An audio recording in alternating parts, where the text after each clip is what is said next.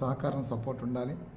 ఆయన చేతులు జోడించి అడుగుతున్నారని చిరంజీవి గారు ఆయన సాదర బిహేవియర్ ఎలా ఉంటుందో, నార్మల్ బిహేవియర్ ఎలా ఉంటుందో అందులోనే అడిగారు. ఆయన స్వభావం అది, ఆయన స్వభావం అలా ఉంటుంది, సాధారణ స్వభావంగా ఉంటుంది.